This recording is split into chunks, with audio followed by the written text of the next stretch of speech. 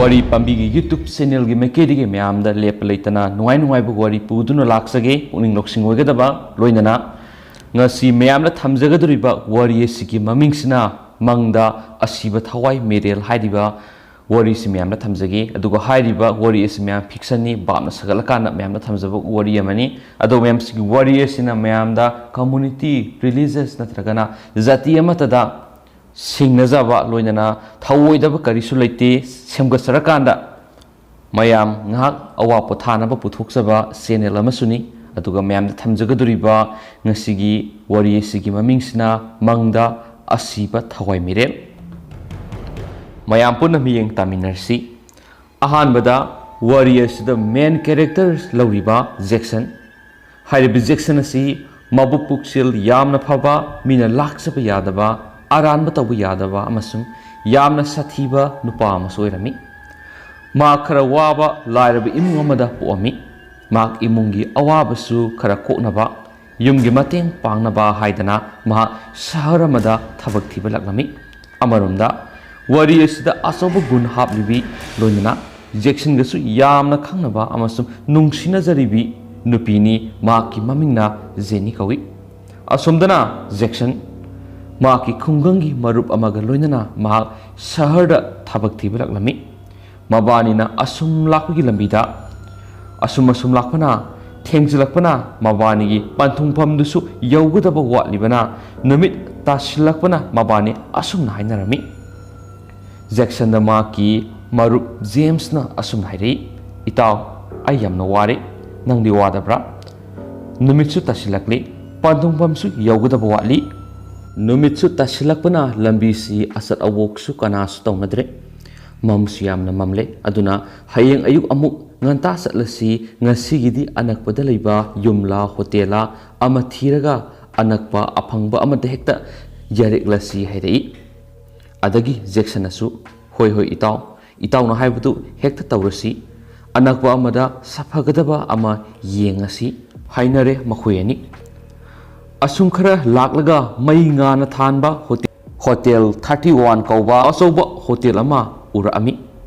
adagi maki marup James na Jackson da asumna hairei nga saidagi aikoina wana thiriba sidi asida lairena lao marup nga sidi hotel asida oina yareklasi James na su hoi marup hairga mabani hotel 31 tamna sanglei numitu nungsiam na tai mamsiam na mami Akhak arauk tana thalami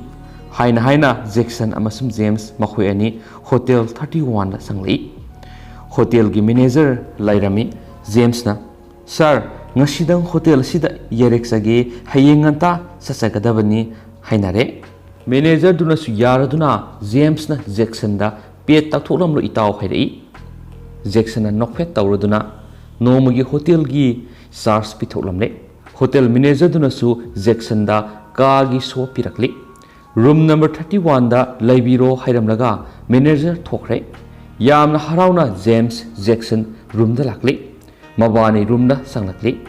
ngak hotel gi sak insang hauna sathoklaga wari sanaramlaga Jackson na James da itaw potharasi ngasigi di thengli hayenganta hogalaga satkadabanina hairamlaga makhui ani tumnakre numidangi pung barom tarakpa matamni James ti lena tana nungaina tumdakre Jackson su tumnami adubu Jackson tumna humang anapikarami humang ni isingum marik senthari asumna numidang ahinga do hokre nongale James na Jackson bu hawduk palai James na Jackson haina hawdorei Jackson khangpre khangi as mang sidiba hairamlaga Jackson karisu thoina khanba tawduna mahak Hogolaglaga Jackson na untokpa mangni hena James ta hairamlaga aisha lusin khige ngak ngairamu hairamlaga Jackson masa singdokpa sangkre James Jackson lusin malore tel thadokadore room dagi thola amdaida Jackson da hanana room asida karigumba ama thokibagi uhobagi mawung ama ising singnaba samamnaba ama tawduna ngaktang swai lauraga gyan mangi Tanjaduda James na kaidoragi Jackson satlasi thengi haina masa haifet thengna niklei Tanjaduda Jackson Gyan Bab Kratari Oho Satlasi Itao Hani Jackson Kumlay Adubu Jackson Wakal Ising Singnay Asum Tawningai Jackson the Polai Zeni Werami Zeni Tabla Bakung Amatada Jackson ga Homin Kaminarakani Zeni Nahidai Jackson Nakoi Tabak Tiba Sakibadu Mapam Yorabra Jackson Sukumi Hoi Ngasi Yorani Mabani Nungsina Zavani Wari Sana Sana Rumadu Tadokduna Toina Kanjuluduna Hoteladu Makoi Tadokduna Lami Asum Lakwana Makoi City Yorakli James ki Kakathokpa Amana Makoi gi Laifam Bara Thabaksu Photo Studio Amada Punna Tauminanaba Sinbirami Mabani su Harau Harau no Yarami Thabaka Bahurami Jackson bu Makoi gi Studio gi Mapuna Yamna Luna Sana Taurami Jackson Aigi Migi Kaidana Masagi Studio Gum Pothaba Naidana Adukimatik Thawai Yauna Thabak Surami Nongma James Amasum Jackson Matom Bite Amada Thabak Mapam Amadagi Halaklami Jackson Log Ama Urami Halakpagi Lambida Aduga Jackson James ta Itao Gari to Amukta Kamo Kamo Hiram Kamale Jackson Log Manakta Sangshili Lokhadi Ying Thabada Swai Lawi Kangning Ningsing Lai Numitugi Hotel 31 gi Thautukto Ngahak Jackson Humang Anapikai Jackson gi Matawadu Ubada James Ipapa Khalami Aduga Hidai Kaidoragi Itau Jackson Tanjaduda Jackson su Arun Atup Laitana Numitugi Hotel 31 gi Wariedu Lidaklami Adubu James ti Thawai Rudi Oiramoida Wakhalda Kanjinbu Oiramnida Haina Phagita Thorai Adubu Jackson di Mamita Tarang na Numitugi Ukibu Saktamaduga Sap Manabadagi Mahak Asumasum Singnabi Hilai Tanjaduda Zeni gi Fulai Jackson da Jackson Hello Zenina Yamna Harau Pautam Lai Nungsi Wari Puthorai Mabani gi Haina Singnabi Wari Hautorai Makoi gi Imung Manunasu Harau na Yabagi Wari Lirai Adubu Jackson Thoina Nasungde Zeni gi Wari da Adum Hoi Haina da Kumi Zenina Kaidoragi Jackson Haina Yamna Tapna Hanglai Tanjaduda Jackson Kumlai Numitugi Mahaki Hotel 31 gi Wari Dupumba Zeni dasu Lithoklami Zeni di Jackson bu Yamna Thazazai Ngihak leraba matungda Jackson Nahidai James ta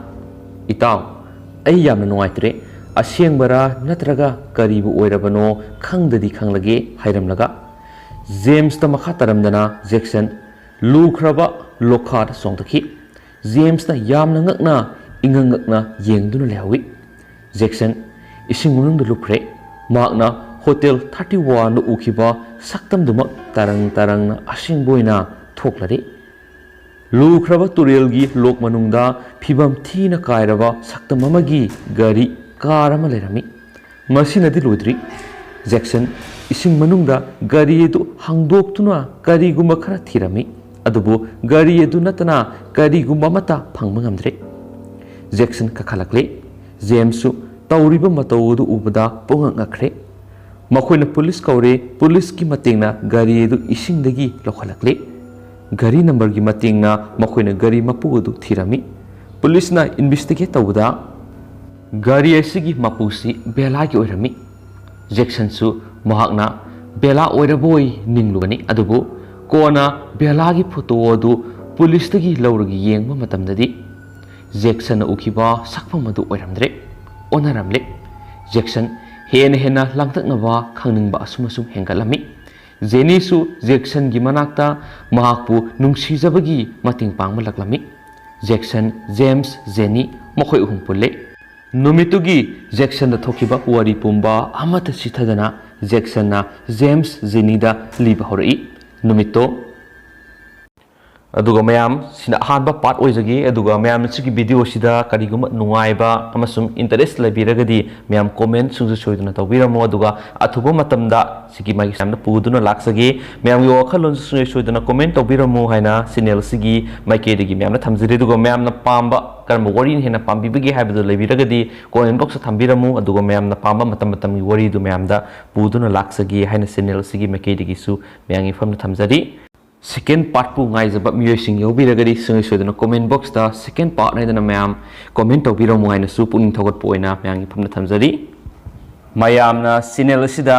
wari thabiningba taraga su mail testing 257@gmail.com da mayam thabirau mayam pau phobirau haina channel sigi thamjari dugo comment box su thambiramo